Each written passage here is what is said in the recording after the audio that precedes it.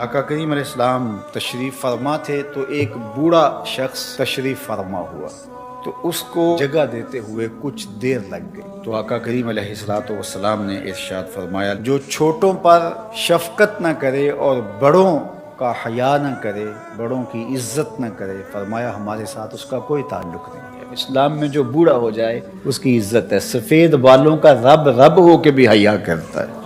امام ابو نعیم الاصفہانی نے حلیہ میں لکھا،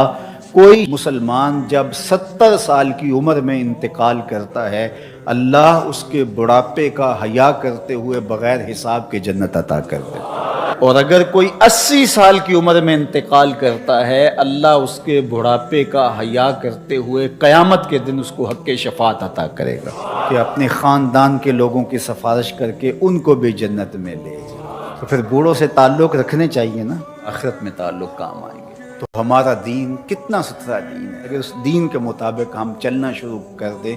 تو کتنی سال معاشرت تشکیل پائے گی۔ کوئی ایک دوسرے کے لیے ضرر کا باعث ہوگا، ایک دوسرے کے لیے تکلیف کا باعث ہوگا۔ آج تو ہم بھائی بھائی کا گلا کاٹنے لگے،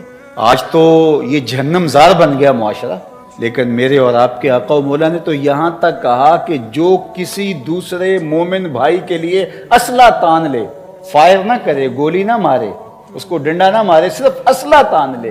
آقا کریم نے فرمایا وہ بھی ہمارے سے نہیں ہے۔